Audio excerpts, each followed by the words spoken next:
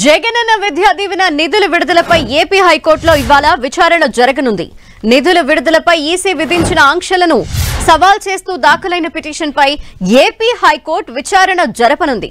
జగనన్న విద్యా దీవెన పథకం కింద 768 కోట్లు విడుదల చేయాల్సి ఉందని లబ్ధిదారుల తరపున పిటిషనర్ తెలిపారు.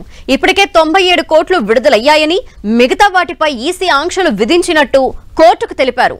లబ్ధిదారులు కొత్తవారు కాదని, 2 ఏళ్లుగా వారికి విద్యా దీవెన కింద డబ్బులు పొందుతున్నారని కోర్టుకు తెలిపారు. చివరి ఎకనామిక్ ఇయర్ కావడంతో విద్యార్థులు ఇబ్బంది పడతారని హైకోర్టు దృష్టికి తీసుకువెళ్లారు.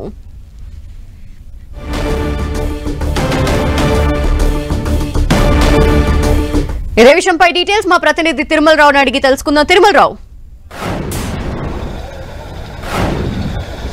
ధనలక్ష్మి, ఏదైతే ఉందో బీటీఎస్ నిధులు సంబంధించి విడుదల చేయాలంటూ లబ్ధిదారులు హైకోర్టులో పిటిషన్ దాఖలు చేయడం జరిగింది. ఇప్పటికే ఈ పిటిషన్ మీద మొన్న వాదనలు అయితే వినిపించారు. ఈ రోజు కూడా తాజాగా మరో కాసేపులోనే దీనికి సంబంధించి ఇటు లబ్ధిదారుల తరపున న్యాయవాది తన వాదనలు అయితే వినిపిస్తారు. ఇప్పటికే సంబంధించి ఏదైతే ఉందో జగనన్న విద్యా దీవెన, అదేవిధంగా ఇన్పుట్ రైతు సబ్సిడీ, దీనికి సంబంధించి అదేవిధంగా దీనికి తోడు చేయూత పథకాల కింద తమకు నిధులు రాష్ట్ర ప్రభుత్వం విడుదల చేసినప్పటికీ మాకు నిధులు విడుదల చేయలేదు, దీనికి ఈసీ మధ్య ఆంక్షలు విధించిందంటూ లబ్ధిదారులు హైకోర్టులో పిటిషన్ దాఖలు చేయడం జరిగింది. ఇప్పటికే దీనికి సంబంధించి వాదనలు వినిపించారు. జగనన్న విద్యా దీవెన కింద తమకు ఇప్పుడు దీనికి సంబంధించి రాష్ట్ర ప్రభుత్వం 789 కోట్ల నిధులు కేటాయించింది, 97 కోట్ల నిధులు విడుదల చేశామని చెప్పేసి రాష్ట్ర ప్రభుత్వం కోర్టుకు చెప్పడం జరిగింది. మిగిలిన సంబంధించి నిధులు విడుదల చేయాలి, దీనికి ఈసీ కొన్ని ఆంక్షలు విధించింది, ఇది ఎన్నికల తర్వాత మాత్రమే నిధులు విడుదల చేయాలంటూ రాష్ట్ర ప్రభుత్వం కోర్టుగా తెలిపింది. అయితే దీనికి సంబంధించి ఇది మొదటిసారి ఇది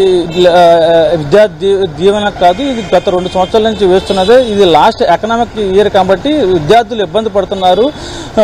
ఈ నిధులు ఎట్టి పరిస్థితులు విడుదల చేయాలంటూ రాష్ట్ర ప్రభుత్వము ఇటు లబ్ధిదారులు హైకోర్టులో అయితే పిటిషన్ దాఖలు చేయడం జరిగింది. అదేవిధంగా రైతులకు ఇన్పుట్ సబ్సిడీ సంబంధించి కరువు సంబంధించినప్పుడు, విపత్కాలు సంబంధించినప్పుడు రైతులు ఇబ్బంది పడకుండా వాళ్ళకి పంట నష్ట పరిహారాన్ని చెల్లించేందుకు కూడా జగన్మోహన్ రెడ్డి ఈ బటన్ నొక్కేయడం జరిగింది. కానీ ఎలక్షన్ సంబంధించి కోడ్ అమల్లో ఉంది కాబట్టి దీన్ని నిలుపుదల చేస్తున్నట్టు ఈసీ కూడా చెప్పడం జరిగింది. ఈ నిధులు విడుదల చేస్తే కరువు సంబంధించి రైతులు ఇబ్బంది పడుతున్నారు. రూపాయికి వడ్డీ తీసుకొచ్చిన రైతులు ఈ నిధులు తమకి కొంత ఓటునిస్తుంది, ఎట్టి పరిస్థితి నిధులు విడుదల చేయాలంటూ చెప్పడం జరిగింది. మరో విధంగా చేయూత పథకం, ఈ చేయూత పథకం ద్వారా అనేక మంది చిన్నకారు వ్యాపారస్తులు చేయూత పథకం ద్వారా లబ్ధి చేకూరుతుంది. కానీ ఈ నిధులు విడుదల చేయకపోవడం వల్ల మేము చాలా ఇబ్బంది పడుతున్నామని చెప్పేసి ఇప్పటికే హైకోర్టుకు ఏదైతే ఉందో లబ్ధిదారులు పిటిషన్ అయితే దాఖలు చేయడం జరిగింది. దీని మీద మొన్న తమ వాదనలు అయితే వినిపించారు. ఈ రోజు మరోసారి వాదనలు మరి కాసేపట్లో వినిపించడానికి సిద్ధమవుతున్నారు. అది ఎలక్షన్ కమిషన్ ఒకటే చెప్తుంది, ఇది ఎన్నికల కోడ్ అమల్లో ఉన్నందుకు సంబంధించి దీనికి ఈ నిధులు విడుదల చేయడం కుదరదు. అయితే ఇది ఎన్నికల్లో 13వ తారీఖున అయిపోతుంది, దీని తర్వాత 14వ తారీఖు నుంచి నిధులు విడుదల చేయొచ్చు అని చెప్పేసి ఎలక్షన్ కమిషనర్ చెప్పడం జరిగింది. దీనికి సంబంధించి ప్రభుత్వం ఇది గతంలోనే ఈ నిధులు సంబంధించి బటన్ నొక్కున్నాము, కొంచెం అమౌంట్ రిడ్యూస్ చేయని, అమౌంట్ రిడ్యూస్ చేయడం వల్ల ప్రజలకు ఇది లబ్ధి చేకూరుతుంది, ప్రజలకు ఇవ్వాలంటూ ఎలక్షన్ కమిషన్ కి ఇది రాష్ట్ర ప్రభుత్వం కూడా చెప్పడం జరిగింది. ఏదేమైనప్పటికీ ఎన్నికల కోడ్ అమల్లో ఉండగా ఈ నిధులు విడుదల చేయడం కుదరదు అంటూ ఎలక్షన్ కమిషన్ కూడా చెప్పడం జరిగింది. ఈ సంబంధించి ఈ హైకోర్టు అయితే మొన్న ఒకటే డైరెక్షన్ చేయడం జరిగింది. మరోసారి ఈసీకి ఈ లబ్ధిదారులు వినతి పత్రం ఇవ్వండి, వినతి పత్రం ఇచ్చిన తర్వాత మీరు దీన్ని పరిశీలిస్తామని చెప్పేసి హైకోర్టు కూడా చెప్పడం జరిగింది.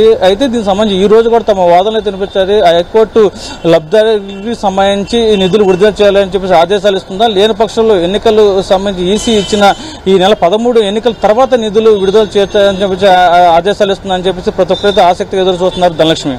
Okay, thank you Tirumalarao.